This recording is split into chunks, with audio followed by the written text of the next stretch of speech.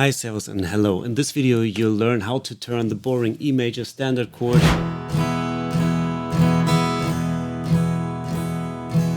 into something like this.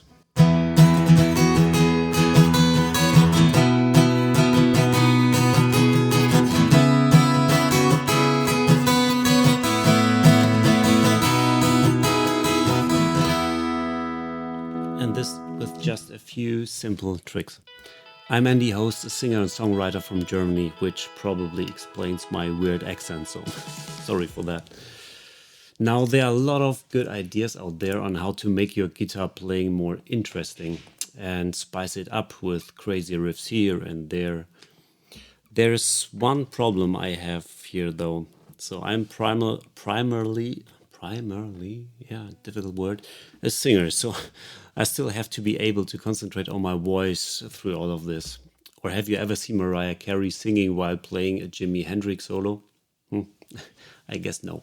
So with this in mind, over the last roundabout 237 years, I've acquired a few relatively simple techniques to make my guitar playing a bit more interesting while singing or writing songs. So I would now like to share 3 of them with you. Let's move on to the tip number 1, the dancing pinky. Dancing pinky. Okay, the name doesn't sound any more impressive with the effect, but the alternatives were even worse. So the first tip is nothing more than a banal hint to use all the fingers of your hand to vary the chords. On average, a hand has 5 fingers. With the E major, however, only 4 are in use. So leaving roundabout 1 finger. Just let the pinky jump around a little on the other strings to vary your E major chord a little. Of course, strictly speaking, it's no longer an E major chord, but I don't know of any law that forbids that actually. So if you want a melodic variance in your chord, put your pinky on the G string in the 2nd fret, which already sounds beautiful. So, and you get an E sus4, but you don't have to care about the name. So.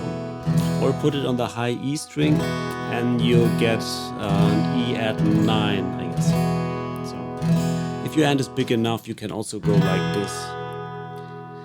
And based on that, we'll get something like this, for example.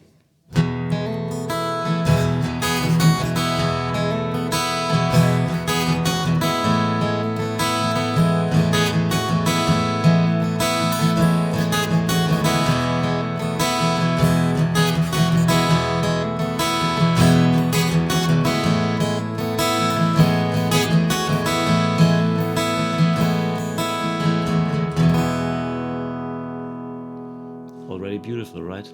And we did not do much till now. If, on the other hand, you want a more jazzy or groovy sound, put your pinky on the 3rd fret on the B string and you'll get an E7, or if you also add the high E string there, then you get an E7, I guess sharp 9. And then you can play something like this, for instance. The other one. Yeah, so much for the dancing pinky. Of course, you can also apply this principle to all other chords, whereby different fingers can be used depending on the chord. But let's move on to the second and, in my opinion, much more exciting alternative for spicing up your E chord. So it's the heavenly ringing B. Oh, I forgot something. It's the heavenly ringing B, so it's more dramatic. Why the ringing B, you ask? Good question. So, well, you play the chord in the 7th fret. Both E strings remain free, so as does the B string.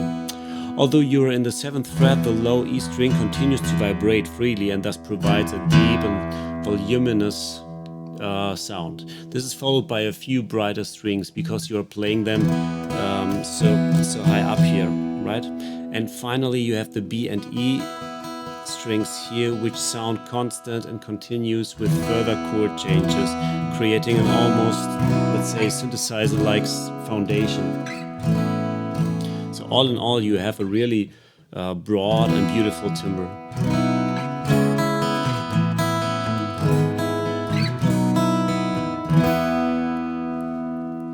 Strictly speaking, this is not a pure E major chord, of course, but an E5. However, this chord really becomes interesting in combination with other chords in that key. As you can see, the two highest strings always remain free and generate this beautiful, or as I would say, heavenly layer.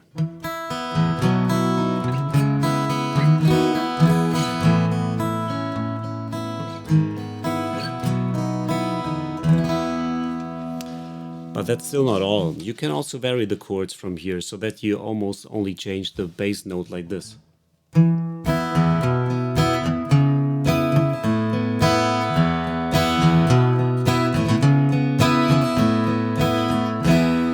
And a part of the awesome sound of the chord, as a singer, I find it exciting that everything happens between the 7th and 9th fret. So I don't have to make any big leaps and can concentrate completely on the vocals and the audience instead of having to stare at my guitar neck the whole time. You can also let your fingers dance a little here and vary the chord like this. But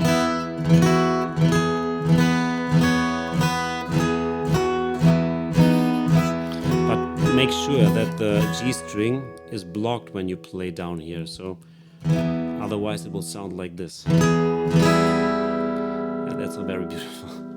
Okay. And yeah, you can play stuff like this.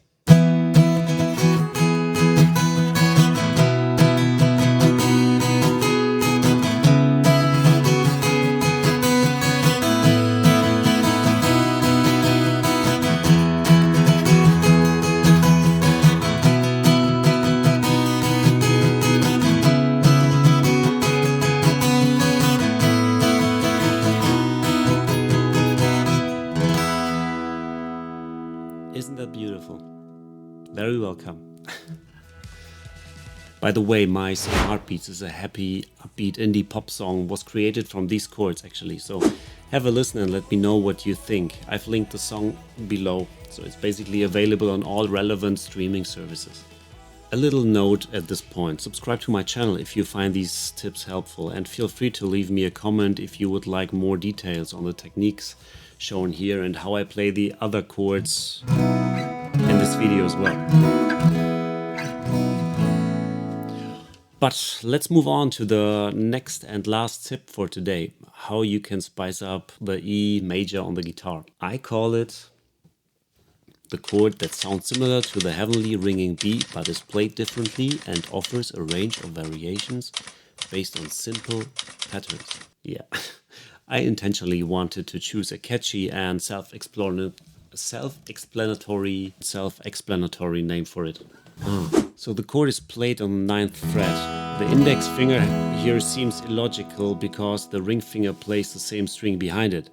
But I used the index finger to mute the string underneath. So for what I'm going to show you now, you only have to remember two different fingerings. One like this, and the other one like that. Okay.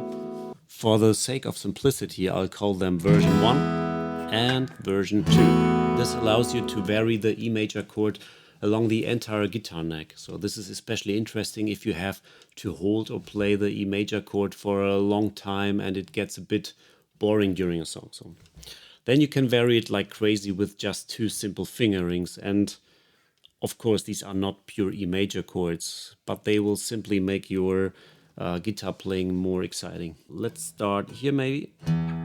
So this was version 1, version 2, version 2, version 1, and 1 again. Or if we go to the other direction, with 1, 2, 2, 1, 2. Beautiful, right?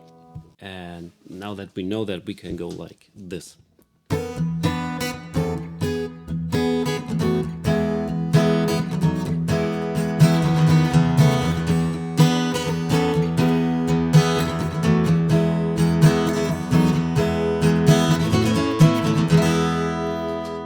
Or maybe like this.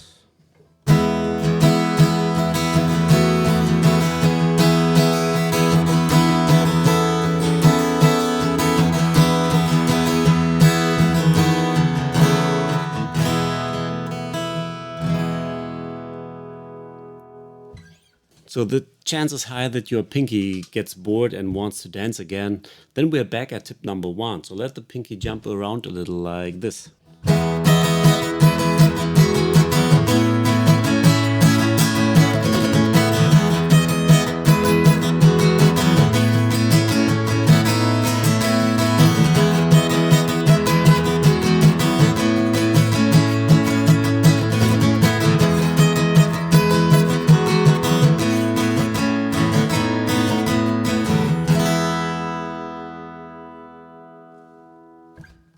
Okay, so much for the E major. I hope you enjoyed the video.